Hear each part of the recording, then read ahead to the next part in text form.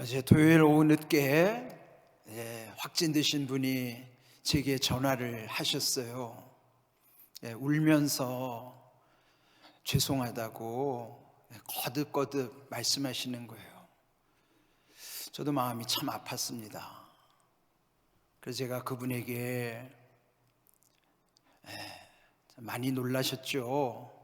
그렇게 말씀드리면서 이거는 뭐 누구의 탓도 아니고 원망할 일도 아니고 죄송할 일도 아니다. 지금 이 코로나 상황은 누구든지 당면할 수밖에 없는 위협 요소이고 위험한 일이기 때문에 이것은 우리가 함께 이겨내야 하는 일이니까 아무 염려하지 마시고 치료 잘 받으시라고 그렇게 말씀을 드렸습니다. 그리고 이제 우리가 함께 기도하기로 하고 이제 어제 부랴부랴 이제 이런 조치를 취하게 된 것입니다. 이런 모든 상황을 여러분이 충분히 이해해 주시고 또 그분이 누구인지 알려고 하지 마시고 그냥 빨리 회복되고 우리 모두도 이 상황이 또 합력해서 선을 이룰 수 있도록 또 여러분이 기도해 주시기 바랍니다. 저도 이제 오늘 새벽에 기도하면서 제 마음속에도 그게 이제 목자의 심정일 거예요. 저도 제가 좀 대신 아파주고 싶은 마음도 막 들고 그런 마음이 막 드는 거예요.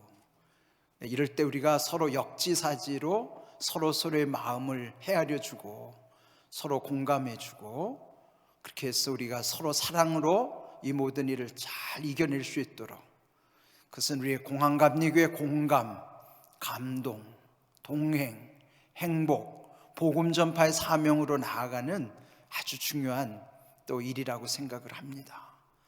오히려 저는 이 텅빈 예배당을 보면서 제가 아까 들어오는데도 눈물이 막 눈앞에 가리는 거예요.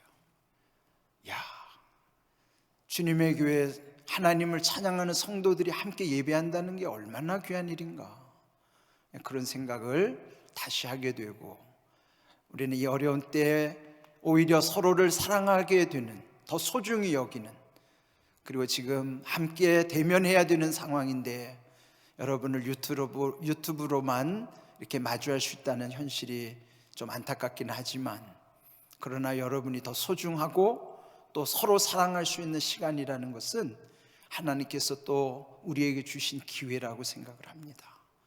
여러분 꼭 서로를 위로하고 격려하고 사랑으로 이 모든 일을 잘 이겨낼 수 있도록 공항교회의 공항교회다움을 우리 함께, 그 저력을 우리 함께 펼쳐나갈 수 있기를 다시 한번 부탁을 드리고 또 협조를 당부드립니다.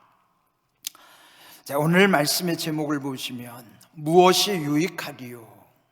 유익하다고 하는 것은 내게 어떤 유익함은 하나의 어떤 이익의 관계일 수 있어요.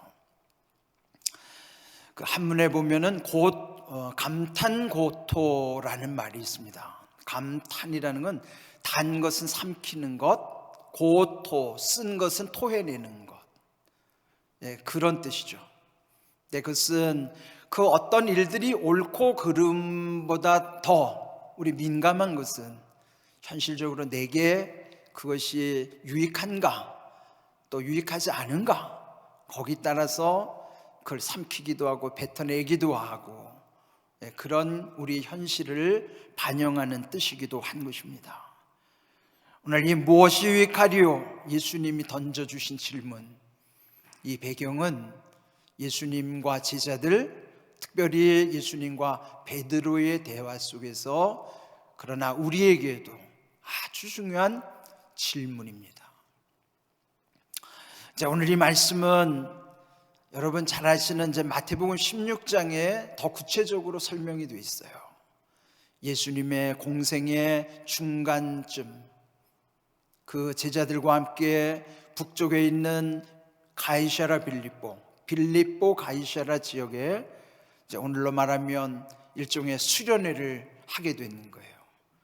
그때 예수님이 제자들에게 질문을 하시죠. 사람들이 나를 누구라 하느냐? 그때 들었던 말을 예수님께 말하는 거예요. 어떤 이들은 세례 요한 또는 엘리야 또는 예레미야 또는 선지자 중에 하나라고 합니다. 그때 이제 예수님은 제자들을 향하여 그러면 너희는 나를 누구라고 하느냐 물으시는 거예요. 이 질문 역시 세상에 믿지 않는 사람들이 예수님을 무엇이라고 칭하는 것, 또 주님을 따르는 오늘 우리에게도 나는 예수님을 어떻게 고백하는가, 아주 중요한 질문이라고 하는 것이죠. 이때 베드로가 예수님 마음에 흡족한 대답을 한 거예요. 이 고백은 여러분도 잘 아시죠? 마태복음 16장 16절의 말씀입니다. 주는 그리스도시요 살아계신 하나님의 아들이시니이다. 예수님이 메시아이심을 아주 정확하게 고백하는 내용이에요. 그때 예수님은 베드로를 칭찬하시죠. 그 다음 말씀 보시면 바요나 시몬아 네가 복이 있도다. 이를 네게 알게 하니는 혈육이 아니라 하늘에 계신 내 아버지시니라. 그러면서 너는 베드로라. 내가 이 반석 위에 내 교회를 세우리니 음부의 권세가 이기지 못할 것이다. 또한 내가 네게 천국의 열쇠를 줄 것이니 네가 땅에서 묶으면 하늘에서도 묶여질 것이고 땅에서 풀면 하늘에서도 풀어줄 것이다. 이거 얼마나 엄청난 복입니까? 여기서 예수님의 칭찬은 베드로에게 얼마나 참 흥분되는 말씀이겠어요. 우리 일상에서도 누군가에게 인정받고 칭찬을 들을 때 여러분 얼마나 기분이 좋아요. 오늘 여기 질문처럼 무엇이 유익하리요? 우리 일상에서 누군가에게 칭찬을 듣는다고 하는 것은 우리에게 참 유익한 일이에요. 그래서 우리는 서로를 격려하고 칭찬하는 일에 인색하면 안 됩니다. 여러분, 칭찬은 유익한 거예요. 그런데 그 다음의 상황은 그 베드로의 칭찬의 분위기와는 완전히 정반대로 아주 냉랭한 분위기로, 썰렁한 분위기로 바뀌는 상황이 펼쳐진 거예요. 왜 그럴까요? 예수님이 제자들에게 엄청난 중대 발표를 하신 거예요. 처음으로 제자들에게 예루살렘에 올라가시면 그 장로들, 대제사장들, 서기관들에게 고난당하시고 십자가에 죽으신 다음에 사흘 후에 부활하실 것을 최초로 공개하신 거예요. 제자들 입장에서는 상상할 수 없는 일이 지금 예수님이 말씀하신 거예요. 여러분, 십자가는 가장 흉악한 죄인이 아주 끔찍하게 죽을 수밖에 없는 형틀이에요. 근데 자기들의 모든 것을 내어 맡기고 따르고 있는 그 예수님이 그렇게 험악한 죽음의 길을 가신다고 그러니 제자들이 얼마나 경악했겠어요. 또 이때 베드로가 앞장서서 오늘 본문에 보면 베드로가 예수님을 붙들고 항변하였다 그랬습니다. 마태복음 16장 22절에 그 항변의 내용이 나와요. 주여 그리 마옵소서, 이 일이 결코 주께 미치지 아니하리이다. 이 번역이 이렇게 매끄러운 것이지, 여기 항변이라는 말은요 막 얼굴에 그냥 흥분돼 가지고 아주 극렬하게 예수님을 가로막으면서 그런 일이 있으면 안 됩니다. 아주 단호하게 예수님이 하신 말씀에 대해서 그걸 부정한 거예요. 여러분, 이 제자가 스승님의 그 죽음의 길을 만류하고 그렇게 막아서는 것은 어쩌면 너무도 아름다운 일 아닐까요? 정말 제자들이 마땅히 그리 해야 되는 것이 당연하죠. 근데 예수님의 반응은요 정반대였어요. 마가복음 8장 33절 오늘 읽은 말씀에도 보면은 예수님이 책망하시면서 사탄아 내 뒤로 물러가라, 네가 하나님의 일을 생각하지 아니하고 도리어 사람의 일을 생각하는도다. 여러분, 조금 전까지만 해도 칭찬 듣고 나서 그 분위기가 얼마나 좋았어요. 근데 갑자기 냉랭해진 거예요. 우리 이렇게 반전되는 분위기 쉽지 않은데, 그런데 우리가 살다 보면요, 이렇게 칭찬과 책망은 거리가 멀지 않아요. 그런데 여기서 또 하나 기억해야 되는 것, 그가 책망받은 이유가 뭘까? 하나님의 일을 생각지 않고 도리어 사람의 일을 생각했기 때문이라는 거예요. 어떻게 보면 베드로가 칭찬받아야 되는, 어떻게 보면 인정으로 보면 그는 너무도 잘한 일이에요. 사람의 일을 여기서 표현하자면 인정이라고 할 수 있어요. 베드로는 인정에 끌려서 오히려 하나님의 일을 그르쳤기 때문에 예수님이 책망하신 거예요. 우리 삶 속에서도 때때로 사람들과의 인정에 끌려서 보다 보면은 하나님의 일을 그르치는 경우가 있어요. 여러분, 물론 세상의 여러 삶 속에서 보면 인정 때문에 주의를 범할 때도 있고, 또 인정에 끌리다 보면 하지 말아야 할 일을 하게 되는 경우도 있어요. 그럴 때는 우리 예수님의 책망을 생각해야 돼요. 하나님의 일을 생각지 않냐고 사람의 일을 생각할 때에, 인정에 끌릴 때에, 그래서 하나님의 일을 그르치게 될 때에 주님은 책망하시는 거예요. 그렇다면 앞에서 칭찬이 유익했던 것처럼 그럼 책망은 유익하지 않은가요? 그렇지 않아요. 오히려 예수님의 책망은 우리의 영혼을 살려주시는 더 소중한 말씀이에요. 더 유익한 것이에요. 근데 이것이 예수님과의 관계뿐만 아니라 우리 사랑하는 가족들 관계에 있어서도 마찬가지입니다. 어떤 때는 나를 위해서 쓴소리를 할 때 그것을 잘 받아들일 수 있다면, 물론 막말과는 다르죠. 막말은 그냥 들으면 들을수록 계속 생각하면 생각할수록 다 그냥 더 마음이 힘들지만, 쓴소리는 듣는 순간은 좀 기분이 언짢아도 잠시 후에 좀 생각하면 생각할수록 그 말이 꼭 맞는 말인데, 그 말은, 그 쓴소리는 우리 마음에 받아들여야 돼요. 그 책망은 그런 효력이 있는 거예요. 그렇다면 그건 우리에게 엄청난 유익인 것이죠. 자, 지금 이 무엇이 유익하리요? 유익을 지금 한번 따라가 보세요. 칭찬도 유익이지만 그 반대로 책망도 내가 어떻게 받아들이느냐에 따라서 큰 유익이 되는 것입니다. 오늘 이 말씀 후에 예수님은 더 소중한 말씀을 하시는 거예요. 오늘 36절 보시면, 사람이 만일 온 천하를 얻고도 자기 목숨을 잃으면 무엇이 유익하리요? 여러분 한번 비교해 보세요. 온 천하가 귀하다 하더라도 내 목숨이 없다면 그게 나와 무슨 상관이 있겠어요? 천하를 얻어도 내 목숨과는 그건 비교할 수 없는 거예요. 그리 보면 이 한 말씀 속에서 우리는 뭘 기억할 수 있을까요? 무엇이 유익하리요? 그 유익함을 여기서 한번 생각해 보세요. 37절, 사람이 무엇을 주고 자기 목숨과 바꾸겠느냐? 자기 생명과 맞바꿀 수 있는 것은 없어요. 그 말씀은 누구든지 자기 생명이 가장 소중하다는 것이죠. 이건 누구든지 다 동의하는 거예요. 그러면서 여기서 우리 깨달아야 되는 건 뭐냐면, 천하보다 귀한 것은 생명이다, 내 목숨이다 하는 거예요.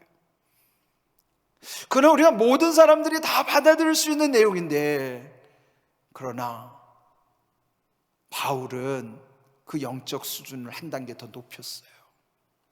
바울은 사도행전 20장 24절에서 이렇게 고백하는 거예요. 내가 달려갈 길과 주 예수께 받은 사명, 곧 하나님의 은혜의 복음을 증언하는 일을 마치려 하면은 나의 생명조차 조금도 귀한 것으로 여기지 아니하노라. 여기 바울이 고백한 두 여기 중요한 단어가 나와요. 사명과 생명이에요. 근데 여기서 보면 주님 주신 사명을 마치려면은 내 생명은 조금도 귀한 것으로 나는 여기지 않겠다. 무슨 말이에요? 생명보다도 사명이 더 귀하다는 거예요. 아까 보면은 천하보다 귀한 것이 생명인데 바울은 생명보다 귀한 것은 사명이라고 한 걸음 더 나아간 거예요. 이건 세상 사람들이 도저히 이해할 수 없는 일이에요. 그런데 바울이 그렇게 자기가 깨닫고 체험한 바는 빌립보서 1장 21절 말씀처럼 이는 내게 사는 것이 그리스도니 죽는 것도 유익함이라 그랬어요. 내 안에 예수님이 살고 계시다면 나는 죽어도 그것은 헛된 것이 아니고 무익한 것이 아니고 유익하다는 것이에요. 그러나 세상 사람들은 죽음 자체를 허무하고 무익하고 헛되다고 생각하죠. 우리 그리스도인의 특권은요, 죽음이 헛되지 않다는 것을 깨닫는 거예요. 왜 그럴까요? 내 안에 예수님 계시면, 내 안에 주님 계시면 나의 죽음은 허무한 게 아니고 헛된 것이 아니고 무익한 것이 아니고 유익하다고 하는 것이죠. 오늘 이 말씀 속에 보면 무엇이 유익한 것인가? 칭찬도 책망도 유익할 수 있지만 바울의 가장 유익한 것을 깨달은 것은 내 안에 그리스도예요. 내 안에 그리스도. 내 안에 그리스도, 그분이 가장 유익하기 때문에 그분만 내 안에 계시면 세상 사람들이 헛되다고 하는 이 죽음마저도 유익하다고 고백할 수 있는 거예요. 그래서 바울은 로마서 14장 8절에서 우리가 살아도 주를 위하여 살고 죽어도 주를 위하여 죽나니 그러므로 사나 죽으나 우리가 주의 것이로도다, 이렇게 고백하는 거예요. 여러분, 그리스도인은 삶과 죽음이 다르지 않아요. 그러나 주님을 모르는 사람들은 삶과 죽음은 엄청난 차이예요. 내 안에 그리스도께서, 내 안에 주님 계신 사람은 살아도 주를 위한 것이고 죽어도 주를 위한 것이니, 내 안에 그리스도께서 계시면 나의 죽음 자체도 유익하다고 고백할 수 있는 까닭, 그건 뭘까요? 예수님이 우리를 위하여 십자가의 길을 통하여 부활의 영광이 있음을 보여주신 거예요. 우리는 지금 이 사순절 40일 순례 여정, 우리의 삶 속에서 주님의 손을 의지하면서 또 그 십자가의 길 이후에 우리를 위하여 예비하신 그 부활의 영광에 참여하는 것이 이 사순절의 목적이에요. 그렇다면 바울이 그렇게 생명보다 귀한 사명을 강조하는 까닭은 주님을 통해서 영원한 생명, 영생이 있음을 그는 믿었기 때문이에요. 오늘 이 말씀을 정리하면 그래요. 천하보다 귀한 것은 생명, 생명보다 귀한 것이 사명, 그 까닭은 사명 이후에 영원한 생명을 소망할 수 있기 때문인 것입니다. 이것이 우리 인생을 가장 유익하게 하는 신앙의 유익이란 말이죠. 오늘 이 말씀을 우리 마음에 새기는 것은, 저는 이 사순절마다 늘 마음에 늘 다시 한번 돌이켜보게 되는 것, 그것은 우리 믿음의 체계예요. 여러분, 뭐든지 다 체계가 바르게 서야 되지 않겠어요? 그렇다면 우리 가장 기본인 믿음의 체계부터 늘 점검해야 되는 거예요. 그 믿음의 체계는 바른 믿음, 온전한 믿음, 복된 믿음이 이렇게 하나로 연결되는 것이 바른 믿음의 체계, 믿음의 올바른 체계입니다. 그렇다면 바른 믿음이라는 건 뭘까요? 그 방향과 관련된 거예요. 뭐든지 방향이 중요한 거예요. 방향이 틀리면 다 틀려버리는 거예요. 그런데 여기서 바른 믿음이라고 하는 것은 내가 그리스도를 통하여 하나님께 연결되는 것이, 이게 바른 방향이에요. 바른 믿음이라는 것은 내가 그리스도를 통하여 하나님께 연결되는 것이, 이게 바른 믿음. 그 중간에 어떤 교회라고 하는 세력, 어떤 특정의 권력 가진 사람, 무슨 영향력 있는 지도자, 그게 아니에요. 우리의 믿음의 체계는 나와 예수님, 이 다이렉트 관계, 그럴 때 바로 하나님과 연결되는 이 바른 믿음이 가장 중요한 거예요.